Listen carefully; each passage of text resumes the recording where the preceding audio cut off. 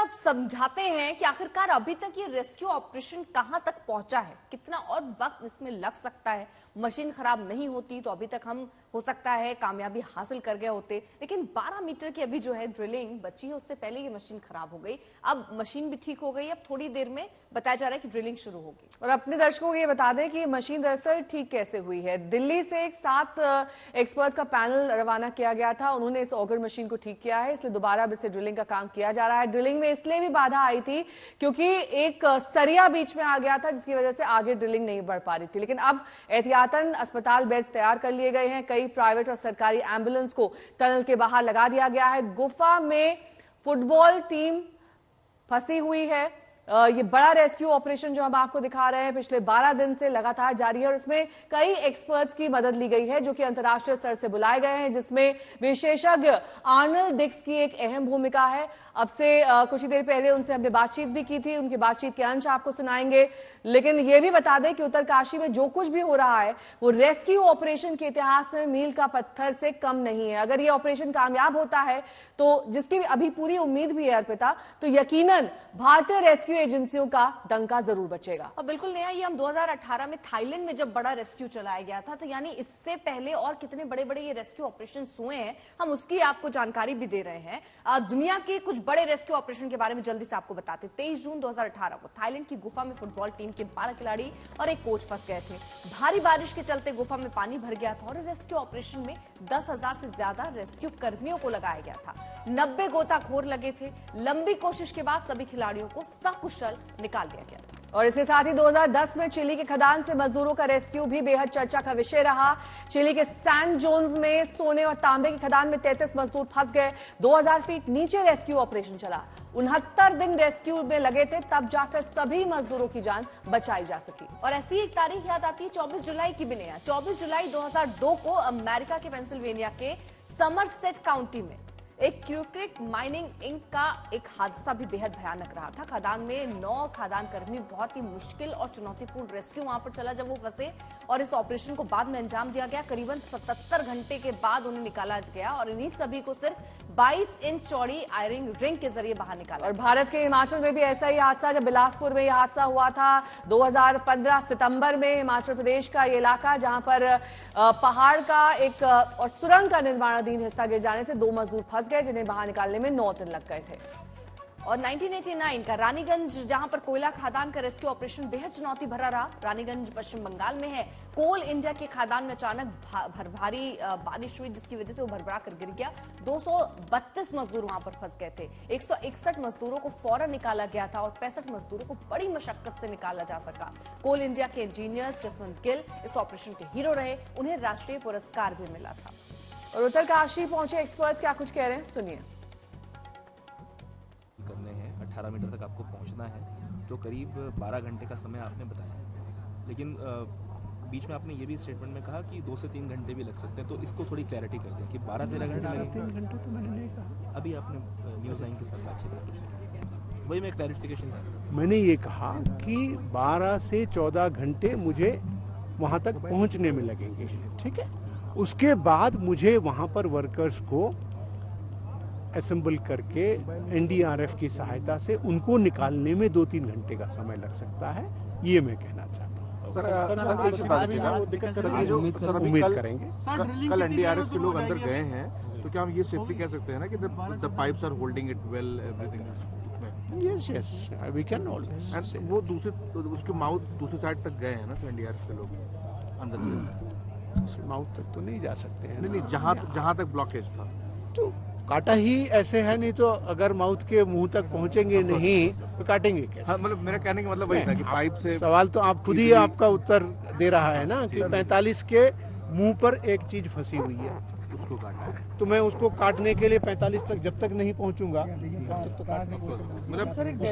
Sir आपने बताया जब सर आपने बताया कि ड्रिलिंग चल रही थी तो उन्होंने थोड़ा मजदूरों ने धुआं महसूस किया।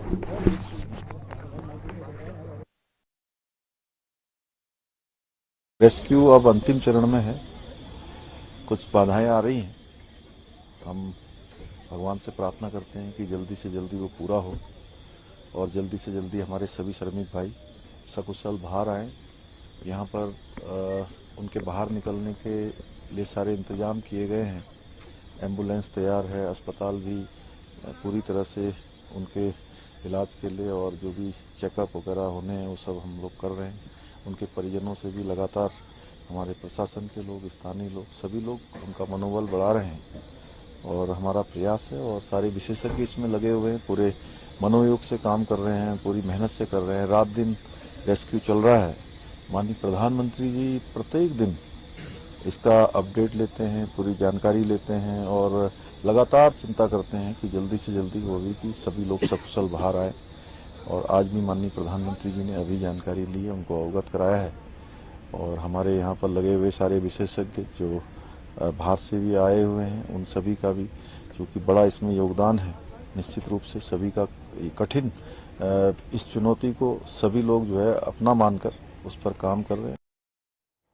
और इस बीच अर्पिता, टनल रेस्क्यू मामले से जुड़ी एक बड़ी खबर सामने आई है जिसमें एक्सपर्ट का ये मानना है कि 12 से 14 घंटे अभी और लग सकते हैं। आखिरी दौर का ऑपरेशन ये चल रहा है, लेकिन सभी बाधाओं को पार करते हुए अब अपने अंतिम चरण में ये ऑपरेशन पहुंच चुका है। 12 मीटर की ड्रिलिंग जो बाकी है उसमें 12 से 14 घंटे का वक्त लग सकता है, यानी कि तकरीबन रात में मजदूर बाहर निकल पाएंगे।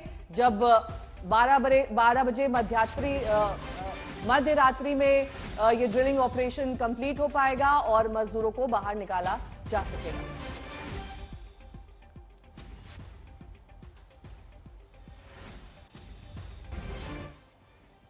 तो आज तक के संवाददाताओं की टीम लगातार मौके पर मौजूद है। आपको 3 रिपोर्टर की ग्राउंड रिपोर्ट से समझाते हैं कि आखिर ऑपरेशन कैसे चल रहा है और अभी तक कहां पहुंचा।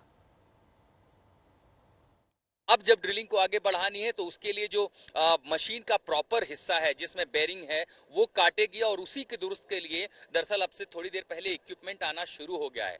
वो आ जाएगा उसके इंस्टॉलेशन में या सीधे समझिए कि मशीन के जो दांत हैं उनको सही करना है, उनको समय ज्यादा नहीं लगेगा और एक बार वो हो गया तो ड्रिलिंग संभवतः 3-4 घंटे में जो 2 पाइप जोड़नी है वो तैयार है। वेल्डिंग का समय 3 घंटे का मार्जिन आप रख लें तो ये मान के हम इसलिए अंदेशा लगा सकते हैं जो अब तक बातचीत हो रही है कि आज शाम तक पूरा हो जाएगा। और उस मलबे को पार करने में अगर ज्यादा कहीं जिद दिखाई गई, ज्यादा कोशिश की गई बिना तकनीकी दक्षता के, तो कंपन ज्यादा होगा और जो अब तक काम हुआ है उस पर मेहनत पर पानी फिर सकता है। इसीलिए संभल कर, सध कर, वक्त देकर कोशिश की जा रही है क्योंकि अभी मजदूरों का स्वास्थ्य ठीक है, खाना पीना लगातार पहुंच रहा है और सबसे बड़ी बात नेहा, उनसे बातचीत हो रही है। अब तक 45 मीटर की ड्रिलिंग हो चुकी है और 900 mm के पाइप्स के साथ 800 mm के पाइप्स भी डाले जा चुके हैं।